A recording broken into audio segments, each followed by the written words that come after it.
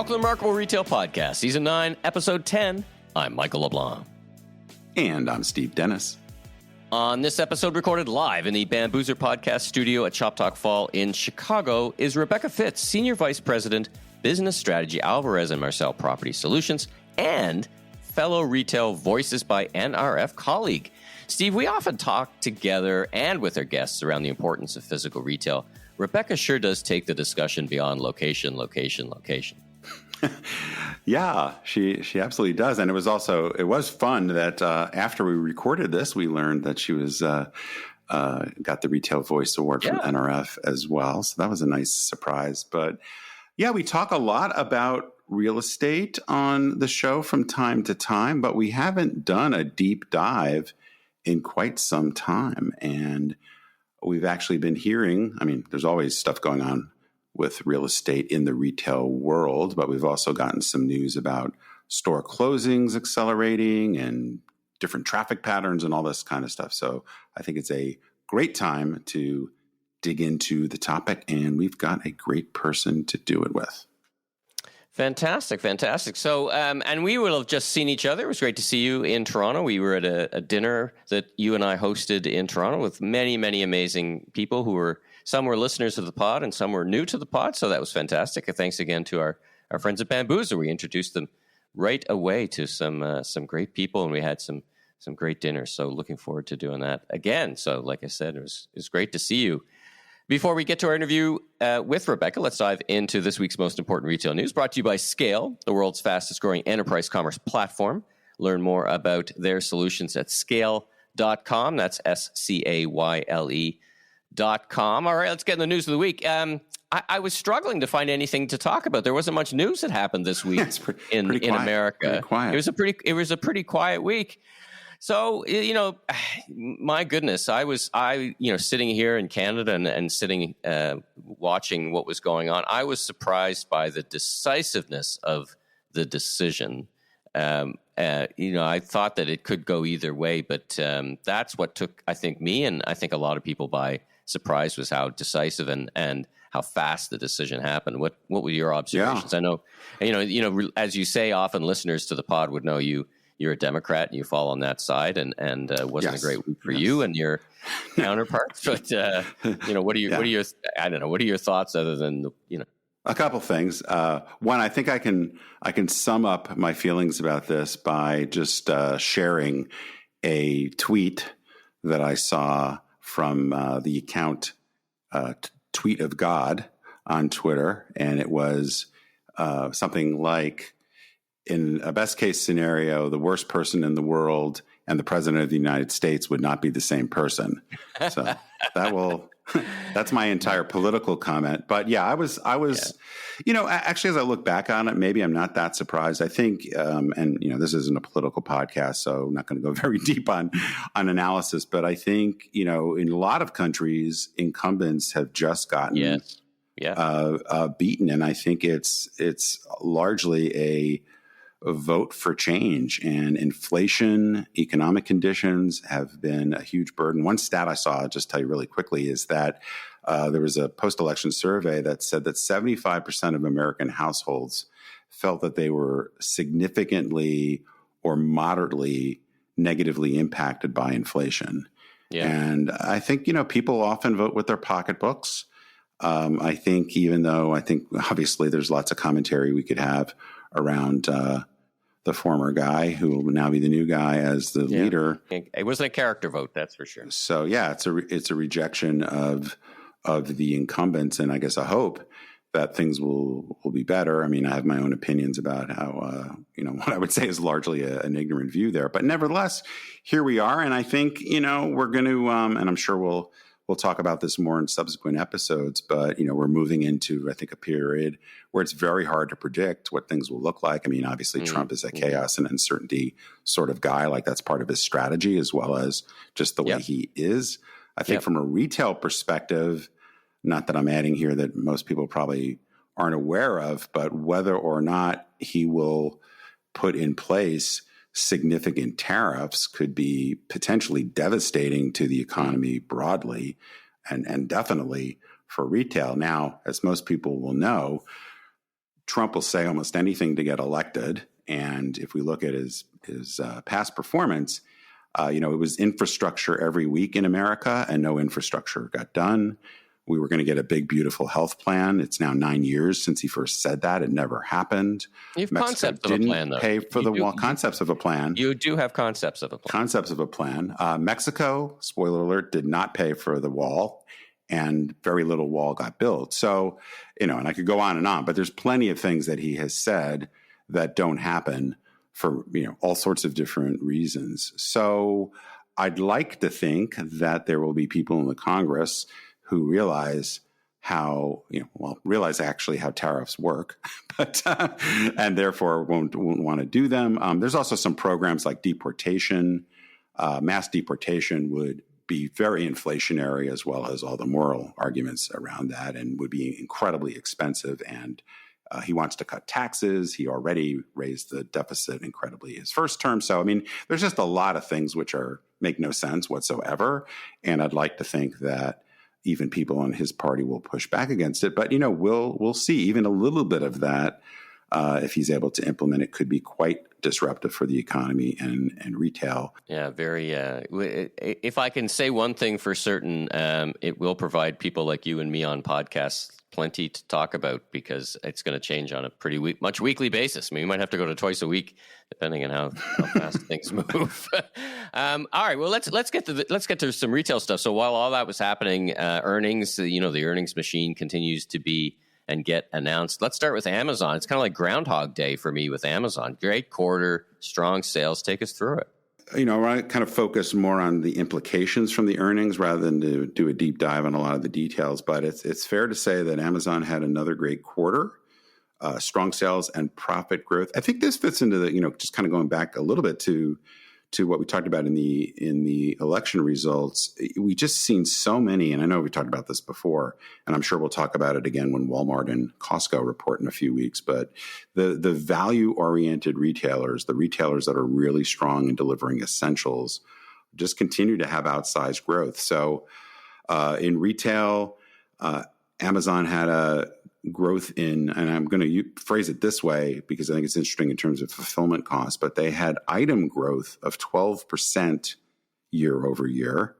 But they actually got quite a bit of leverage on their fulfillment costs, which was a big contributor to improving profits in retail.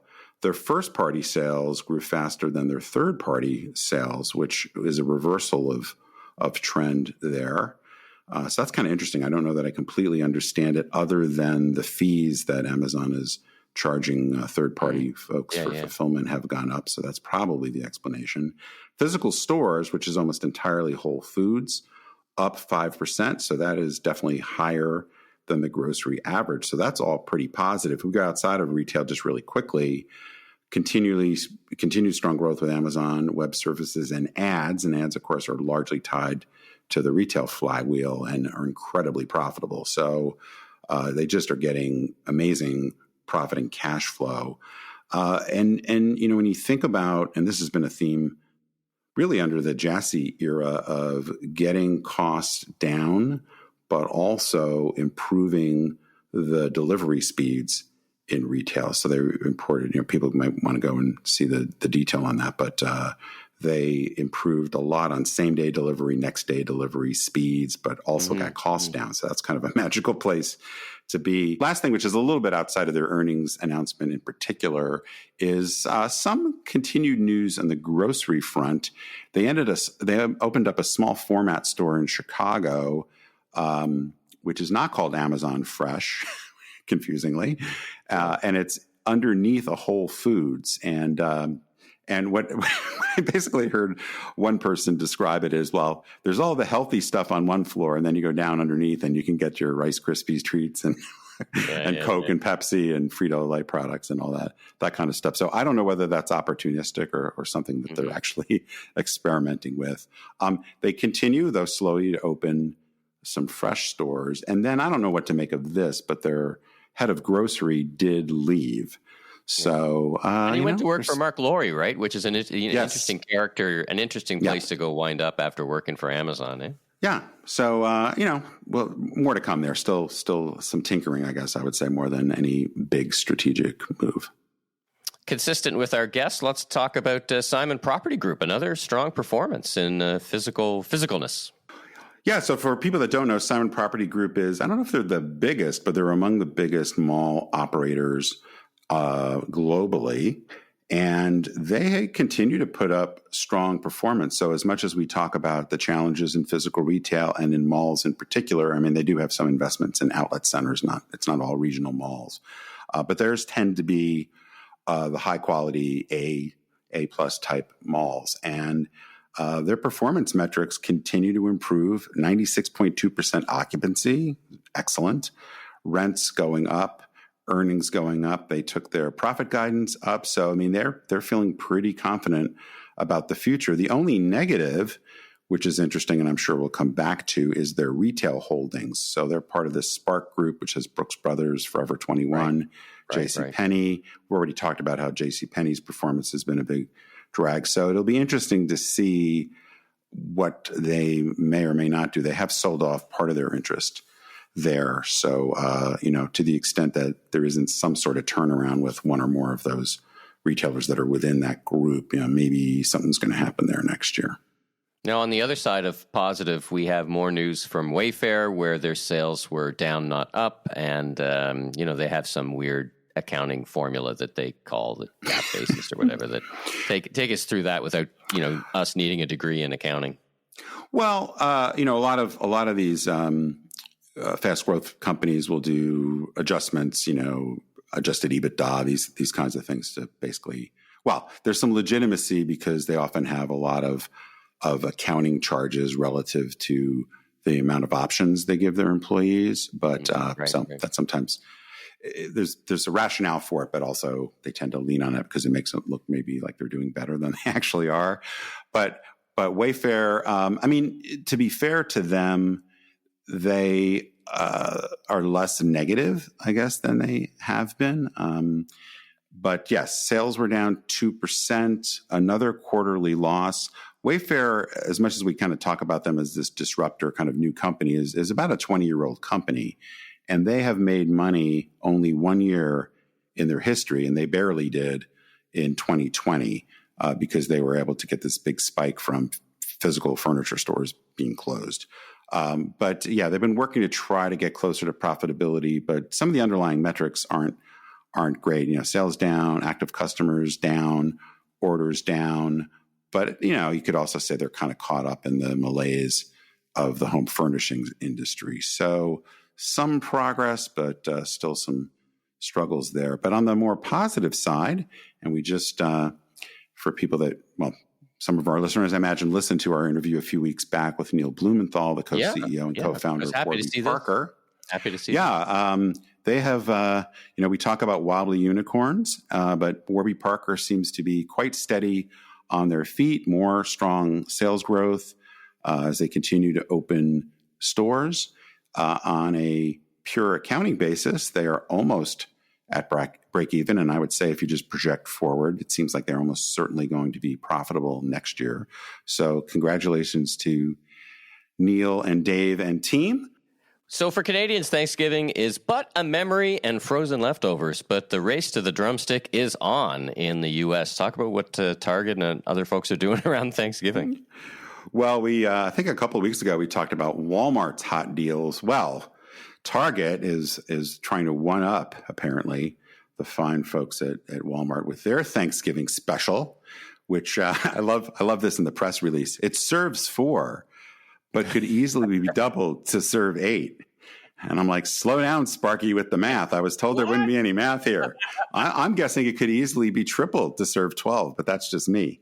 But in any event, Too much. It's too much. According to this story, it includes all the essentials for a traditional dinner, including a hefty turkey, up to 10 pounds, in case you're wondering, stuffing mix, russet potatoes, green beans, cranberry sauce, plus side dishes like cheddar mac and cranberry goat cheese, along with desserts such as apple and pumpkin pie, all priced at under $5 per person. That's pretty hard to turn down. That's a big statement. I mean, it's a very, I find it a very savvy thing to do, right? It is the one holiday that is pretty much universally celebrated in one way, shape, or another. Not necessarily by vegetarians, but I guess they can have a double helping of that, the russet potatoes and the green beans. My daughter Claire will be going up heavy on the potatoes and the green beans. Not necessarily the healthiest choice, but you could avoid eating meat. The other isn't necessarily specific to Thanksgiving per se, but in terms of just kind of competitive battles, Walmart is slashing the cost of their Walmart Plus subscription service by 50% for the holiday period. So, consumers getting a little bit of a break, perhaps, from two of the biggest retailers globally. I think it's a savvy thing to do. I mean, if we think back to where we started the conversation on what was on the minds of most Americans in the election, it was the high cost of living or the cost of food, or and these two things go directly at that. So we wish everyone the best, and we still have some time to talk about Black Friday, Cyber Monday, so we'll leave that to another episode. So that's a wrap on the news. Thanks again to our friends at Scale, the world's fastest growing enterprise commerce platform. Now let's get to our great interview with Rebecca from A&M. Well, Rebecca, welcome. You are joining us to try to paint a picture. We're sitting in this really big conference room at the McCormick Place in the Bambuser Remote Podcast Studio. But thanks for joining us. How are you today? Thanks so much for having me. I'm great. Well, excellent. We're excited to chat with you about the exciting world of real estate, retail real estate in particular. But before we kind of get into the meat of the discussion, could you just give us a little bit about who you are, what you do, and how you found yourself in Chicago today? So I work for a company called Alvarez and Marsal Property Solutions. We have a unique take. We're a child co of the Big E, if you know Alvarez and Marsal. Sure. And we are a retail advisory, consultancy, and brokerage.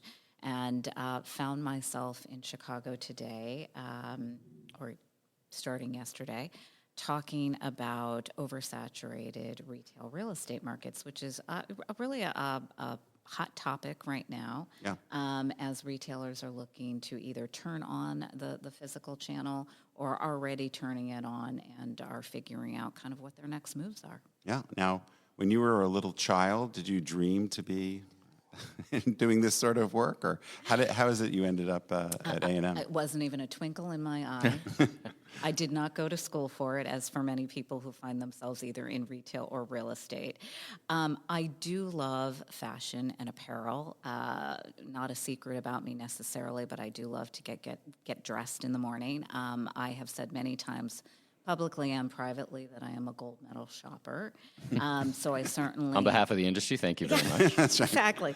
Thank you for your service. Contributing to everybody. And so this career kind of came to me as being not really retail adjacent, but adjacent. I spent a decade before I really got into retail real estate being on the PR and marketing side for retailers. Mm-hmm. Yeah. Now I noticed, you've been at General Growth, you've been at Brookfield, Warby Parker, so you've certainly been in and around I've made real the estate rounds. in different capacities. So it's fantastic to be able to draw on that experience. So I want to start with maybe too broad a question, I will say right up front, but kind of setting the stage for retail real estate. How would you just generally describe the evolution of retail real estate over, say, the last 15 or 20 years? And I guess particularly how digital disruption has affected that, or emerging new business models have shaped how the sector has evolved. We've been up, we've been down. I mean, I'll even go back further. 9/11 was devastating. Obviously, it was New York City, but it had an impact. So there was that dip. I think the next big dip where there was a market correction, if you will, I don't know that's the right word, was 2008. Mm-hmm. Where I really got involved. And kind of the temporary store came in, Mm-hmm. that pop-up shop idea. I like to say you could put a sticky note on a coffee cup and call it a pop-up, and people were kind of amazed with it, but pop-up still stands today, and it was about turning the lights on in spaces. Fast forward another event, the pandemic, where, again, e-commerce really got a big push. We came out of it, and the demand for physical stores is still very, very high. So Right. lots of valleys and peaks. I guess having been in retail a long time, it seems very much to be the case that certain formats, certain asset classes of retail, they do come and go, or you end up getting some kind of fundamental changes. In general, malls falling out of favor, many category killers. The Bed Bath & Beyond, Toys R Us, big struggles. How much of what you see is just, you might characterize as just kind of the natural evolution of business models and asset classes kind of rotating through versus maybe something that's really more fundamental in the way people should think about their real estate strategies going forward? I think it's probably a natural evolution, as much as we probably, as humans in this industry, are thinking about it. So B and C level malls are going away, and I will say this, I'm really impressed, but it took a while, as you would think with any big project, to turn those into things. And this is something I talked about on LinkedIn a lot, but even turning the top of Macy's potentially into a park was something interesting. But the fact that they've turned some of these into mixed use hospitals, gotten the community involved, I'm really impressed. And what I don't think folks know is that the logistics of it is mind-boggling. Sure, yeah. So an asset class that's still getting a lot of finger pointing or poking, is office and turning into residential. And you read an article about, the water line being someplace where you can't get the kitchen and the bathroom to line up. Right. That's not the easiest problem to solve, certainly not the cheapest problem to solve either. Yeah, just quickly on that, maybe we'll come back. But I do think, it's really easy to go, oh, well, the highest and best use of this property now is X.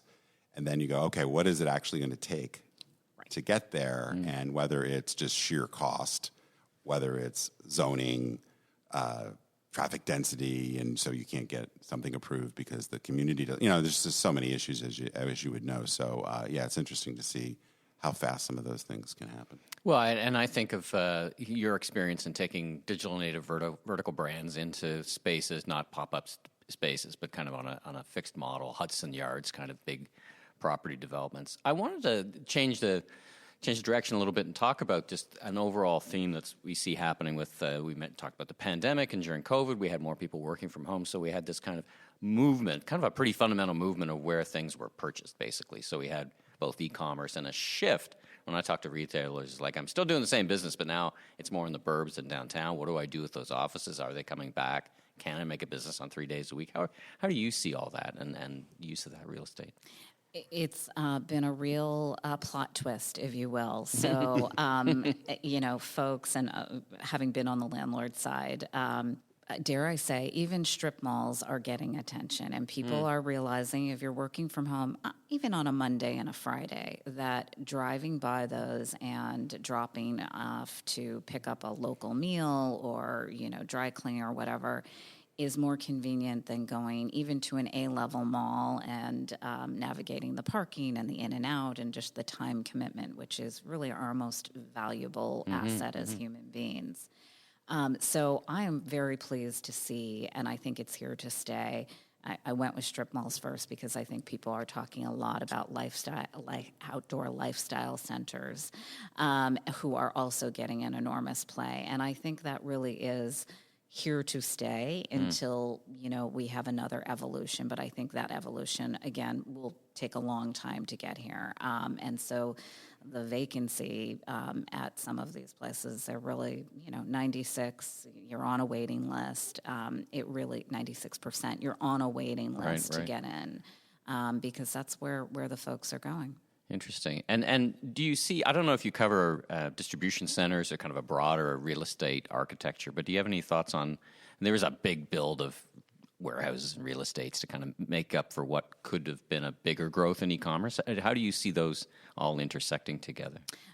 Industrial, again, as things evolve, certainly got a big play during the pandemic because people were building, warehouses and wanted to be closer. But I think the operations component is still there. I was just talking to a retailer, and they're ready to open in Florida because they just opened a center there. So it's not as hot, but certainly retailers are still thinking about, I need this operational component in order to get goods to whether it's a physical store or to my actual, to my customer who's an e-com person. So I think that's really there to stay. And as far as that taking space at a mall, I think that even makes more sense. Interesting. Logistically. The last question before I pass the mic back to Steve. I'm going to a celebration next week for Yorkdale Shopping Center. I think it's their 60th anniversary. So let's talk about, Yorkdale in Toronto is one of the highest performing per square foot in North America, but there's others. What's your taking your temperature on the prospects for shopping malls like that? I mean, there's been tremendous change, and we talked about repurposing size. We now have 5 or 7 retailers in what was once anchor malls. But what do you think the prospects are for the future? I think A-level malls are here to stay. They're doing a good job. They one thing that I do think has shifted in my time in the industry is that it used to be about just filling space. And I don't want to say nobody was thinking about merchandising, but, you'd be allowed to put in a Halloween store if you had a gap just to put in, something in there. Now I think landlords are thinking really thoughtfully about merchandising, who their final customer is, who they are in the community. And a lot of those words have been used before, but the more they do it, the more they're here to stay. They are going to be up against anchor boxes going out. And as somebody who's looking at property every day, you give your landlord a little bit of a raised eyebrow and say, you sure your Macy's isn't on the list? Before I make my choice and sign this lease. But I think, again, the innovation in filling those spaces has gotten better, and something that they didn't even have in their playbox. Because when I was coming through it was like, we'll just put a food hall in there. And everybody hit the roof on, we can't have another food hall. We don't want to eat another thing. We're done. Or a bespoke food court like the food districts, absolutely, right? Absolutely, yes, much more on the higher end. But now they have this play, hey, the Sears box is going away or the Macy's box is going away. It's going to be mixed use, which means somebody's going to live, work, and play at your property. So what's in the toolbox, I think, has also gotten better. One quick question you just reminded me of: the Spirit Halloween. What a phenomenon they are! And they're launching Spirit Holiday now. Four pop-up stores, because you've got great experience in pop-up, but they've turned that into a really interesting business model. And the landlords seem to be very appreciative of it, because you were just talking about how the landlords were like, I'm not sure I want that mix in there. But Spirit seems to break that rule a little bit, or, they're not going into Yorkdale, but interesting business, yeah? Agreed, yes. And they've, I think it's very hard to get temporary down on a seasonal basis. And I certainly was thinking about this a lot, particularly when I was at Leap, where bathing suit brands really, they really have a season, and everything but the water, open all year round. I know what some of their numbers look like. In a warm climate, fantastic. In a cold climate, maybe not so fantastic. Yeah. So maybe we could talk a little bit more about repurposing of malls, because I don't know if I've been fascinated by it, but having spent a good chunk of my career in the department store world and just seeing obviously what's transpired there, so much of the formula for regional malls going back 30 or 40 years, 3, 4, 5 anchors, lease around that and all that kind of stuff. Well, now, Sears is gone, several, you mentioned Macy's, others that are really pulling back. Some of these A malls, and by the way, what's your number of A malls that you consider there to be in the United States? A couple hundred? That's a good question. I might even go a little under that, yes, yeah.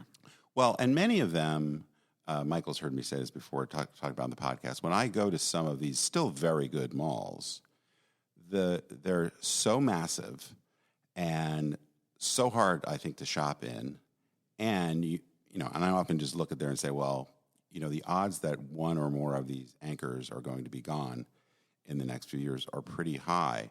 And I wonder, you were talking about mixed-use development, but some of these projects seem so enormously complicated, where maybe the retail space is going to be cut by 40, 50, 60%, right? I mean, that's probably the kinds of numbers, if you had to do it all over again, Right. what you would build is maybe, you have a Nordstrom and maybe a Neiman's or a Saks. Right, not all four of them. Right, but not a Macy's, not a Dillard's, not a Right. Belk, not a JCPenney. So is it just inevitable that happens and people are just going to have to deal with the investment and disruption, or is it likely to happen a lot slower? I'll try not to make this question too long, but I ended up saying, what I think a lot of times, even though people think of some of these mall anchors as basically Walking Dead, the fact that they pay almost no rent and they have clauses, and the fact that the repurposing of the mall is so expensive seems to keep them on life support more than it would seem like it would make normal economic sense. So how do you see that all playing out? It's interesting. I mean, if we just talk in this moment, it's interesting. Even with a biggie going out, an anchor, those pieces of property are not staying on the market that long because now a Dick's is swooping in. And, from the pandemic, people want to recreate. They want to be outside. That demand still lives on. Yeah. And so I'm surprised myself that those big boxes are not staying on the market for as long. Another use that's coming in, Wayfair getting into the physical play, the IKEAs Primark of the world. expanding. Exactly. Yeah. And so there is something coming in. Big box is not my specialty, but I think that they're probably not getting anchor deals. I know for sure they're not getting anchor deals, which may or may not be fair, but these folks are willing to come to the table. These retailers are willing to come to the table and play ball.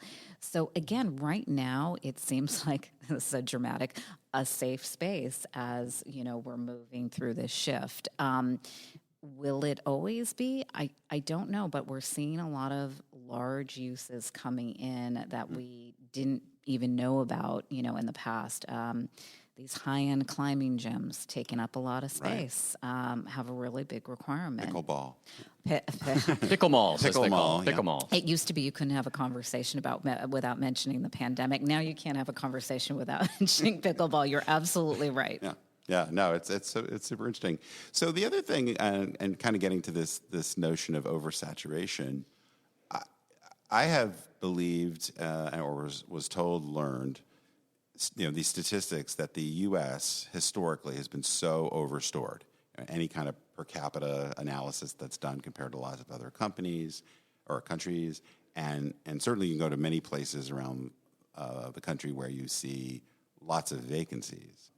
And maybe some correction because of the number of store closings actually before the pandemic and then during the pandemic. So maybe we're in better balance. But when you talk about this oversaturation, how much of that is a mismatch of demand? Is this idea that the U.S. is fundamentally overstored? Is that even true, or does it matter because it's really where the space is, the distribution of the vacancies that matter? Such a great question. I actually mentioned this in my conversation at Shop Talk, and I left 2 bullets saying, interest rates have just come down, and they're not down enough for people to be developing new retail space. And I said, I'm going to leave this because it could be a whole college dissertation, but we're probably still an overstored country. And this is just opinion, but if you even look at Manhattan, to your point about how it's actually laying out. Yes, Soho has pushed out to the east, west, north, south. So has Madison Avenue. So have lots of pockets. If you go, for example, and I hate to pick on any part of New York City because I love it, but if you go to Murray Hill, there's still a lot of big open spaces, a lot of drugstores, which, breaks my heart, but the model needs a lot of work, are no longer there. God forbid you go to Queens or some of the outer boroughs, there's still spaces left. And we're, many years outside of the pandemic now. Mm-hmm. So yes, certain areas are oversaturated, and you have to think about what category of retailer you're in or how opportunistic you want to be if you want to go into some of these places that aren't oversaturated. And again, probably a very down to the retailer choice. Mm-hmm. But I would agree. We probably don't need much more development, if any, in this country. We've got stuff going on. Yeah, and I guess when you think about, I mean, obviously, well, you probably know I was very much pushing back against the retail apocalypse narrative because physical sales through physical retail continue to grow, lots and lots of stores continue to open. On the other hand, lots of stores continue to close, and just this, as we're recording this, CVS and some others have announced a ton of store closings, and so part of me just feels like this, what I call the collapse of the middle, like these unremarkable retailers, they're going to continue to close stores or go away completely because their economics don't work. And that's not really a comment about e-commerce versus physical or whatever. It's just kind of the nature of the business cycle. But at the same time, I think some of the store, as much as we see a lot of store openings, many of those stores on average are quite a bit smaller than the boxes that are closing. Obviously a Macy's is way ahead bigger than a Warby Parker or On Running or Vuori or some other stores that are opening quite a lot. Is that a fair characterization, that it's not like paying attention to the number of stores closed is maybe not as important to the amount of space that's being built versus or leased versus vacated? I would agree with that statement for sure. Again, going back to the Murray Hills of the world, and there are things that are taking those spaces. For example, traditional vet. People don't think about it as retail, but it's a retail-like business. Right, exactly. A lot of beauty use is going in, but I would agree. I think the mediocre middle is where the evolution is. And I'm looking at capital markets are pretty dry right now. So if you're a startup and you want to go into expansion mode, you have to be in profitability. So, that's one box, and they are taking in. You mentioned a lot of brands that are in high growth mode. And then I think there's actually this nice, interesting space. They're not necessarily going into an old Dwayne Reed, but of brands that are becoming profitable on their own and are going into growth mode. Not 20 or 40 open to buy stores a year, but 5 or 6, and they're beginning to make their way to a lot of main streets and to a lot of malls. But eventually, I think there'll be uses. But I think there'll always be an evolution of that mediocre middle that may leave these kind of spaces in Murray Hill. Sorry, Murray Hill.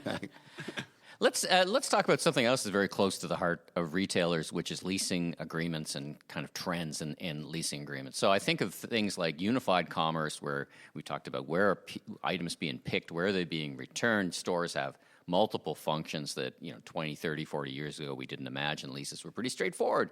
And you've got all kinds of different things going on for term and duration. I think a lot of landlords after the pandemic said, I'll give you a great rate, but let's do a short lease. And so what are the kind of the top 3 trends that you're seeing in how we deal with this unified commerce format, and then other things that where we are in the market today?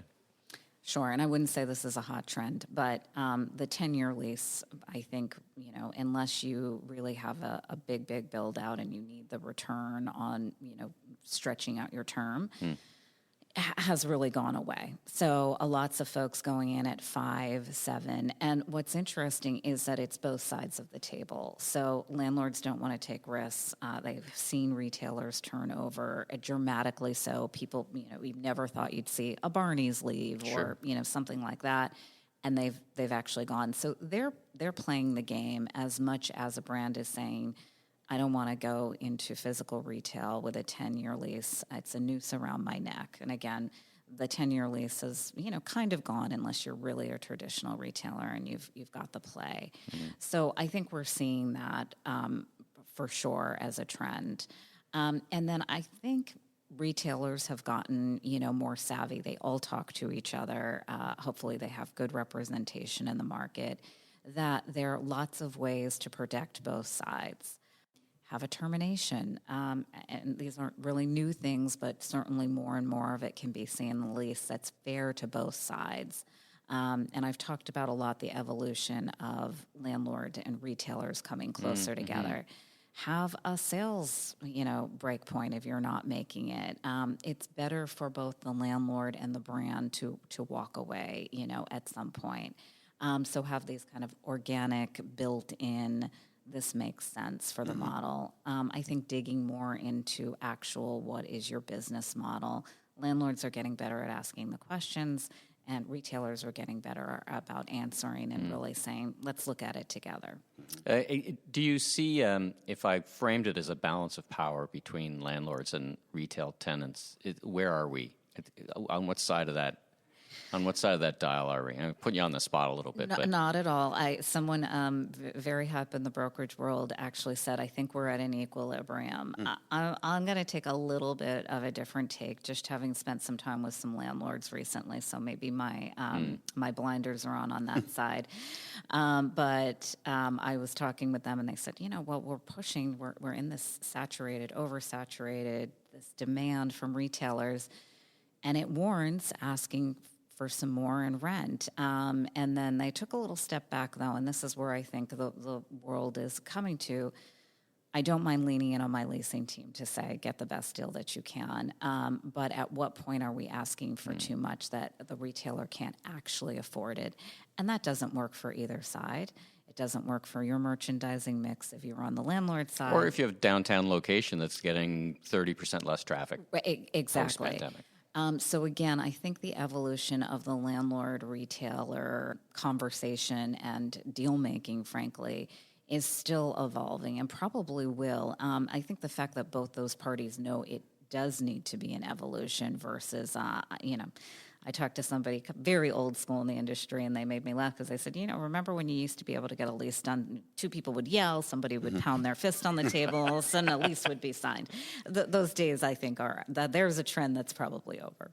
So maybe just a couple of quick kind of macro perspectives on macro factors before we let you go. One is, and you touched on interest rates a little bit earlier, but I'm not asking you to make a firm prediction about the direction of interest rates, but it certainly seems like they're headed down. Exactly how far and how fast, I guess, we shall see, but we're in a improving interest rate environment. How significant do you think that will be in either driving more retailer expansion as well as some of these redevelopment projects? I think it will improve the chances for sure, and in a good way. So, I put lots of things in buckets, but if you're the small guy, you need that so that you can have a build out that warrants your brand. Mm-hmm. And right now, you may be holding back because you just can't even afford the design, the construction. Yeah. That's where it's really at. And I don't think probably this first cut is deep enough to release that. Yeah. I do think on a larger scale. So I mentioned a development right here in Chicago where we're sitting. Old Orchard just went through, prior to the rate cut, $100 million redevelopment. Mm-hmm. And so this will only open the doors to, if you're in a B level, take it to an A level, or if you're an A level, but, things look a little rusty, that you can take that up a notch. So, so maybe a golden age of retail real estate is afoot. And then the last one I wanted to ask you about is how to think about return to office. Because obviously we're in a really different world than we were pre-pandemic, but it does seem like maybe a little bit more return to office than perhaps people would have predicted a year or so ago. And how does that affect both possible mixed development projects getting a little bit more wind behind them, as well as just, Michael alluded to this, the urban versus suburban mix of retail tenants, because obviously a lot of urban cores have had some real issues because of the lack of daytime traffic. What's your view on where that's going? Is it still too soon to really tell? I don't, well, maybe a tiny bit, but I do think, if the Amazon world is calling you back 5 days a week, whether that's fair or not, Tuesday through Thursday is really great. And I am rooting for downtowns or cities that are hurting, including Midtown. Sure. But what I do think you're seeing, and I think this is a smart thing, and if you're a retailer, whether you're in food and beverage and you've got that lunch crowd you're depending on, or you're a retailer, there are ways to be really smart about it. I love going into an office. I go in Monday through Friday if I can. I tend to eat lunch late, and what I will notice is occasionally I'm running on a Friday to go have a late lunch just to pick up, and they've closed at 3:00 because they don't think, folks are coming in. And I probably am certainly in the minority in somebody who's running to go pick something up there. And It's a smart decision-making on your operations, on your labor model. And so I think we'll see more of that, but I do think that more folks will begin to push in, and that those people who are going in Tuesday through Thursday, as it may expand, I hope are buying their lunch out one day a week, that they're going to pick up a pair of shoes, a jacket, slacks, a shirt, whatever it may be. It's a big difference. Even wanting to go pick up, and this is a real example, a hairbrush for my work bag. My local Dwayne Reed was hurting. I had to have somebody come unlock said hairbrush to buy it. So I'm leaning in on that, and I'm optimistic. Well, Rebecca, thanks so much for joining Steve and I here in the Bamboozer Podcasting Studio. Fascinating conversation. It's a really great element. Steve and I have been talking about getting a great guest on to talk about the real estate component. So thanks again for joining us. Now, if people want to get in touch with you, how do they find you or learn more about you? Are you a LinkedIn person, or you have a website? Maybe you have a website or an email address? LinkedIn is perfect. It's Rebecca Fitz, last name Fitts, not the Fitz. Probably shouldn't have even said that. And I will respond to you, I promise. Fantastic. And Alvarez would have a .com. We'll put a link in the show notes. But please do. Alvarez and Marsal Property Solutions, amps.com. And we would love for you to visit us and learn more about us. Fantastic. Well, once again, thanks for joining us. Safe travels. Have a great rest of your show, and great rest of the year. Same to you. Thank you. Thanks for tuning in. New episodes of Season 9 will be available each and every Tuesday, so be sure and tell your friends and colleagues in the retail industry all about us. If you liked our episode, please take a moment to give us a 5-star rating on Apple Podcasts. And I'm Steve Dennis, strategic advisor, keynote speaker, and best-selling author of 2 books, Leaders Leap, Transforming Your Company at the Speed of Disruption, and Remarkable Retail, How to Win and Keep Customers in the Age of Disruption. You can learn more about me, my consulting, and keynote speaking at stephenpdennis.com. And I'm Michael LeBlanc, consumer retail growth consultant and advisor, keynote speaker, and media entrepreneur. You can learn more about me on LinkedIn. Safe travels, everyone.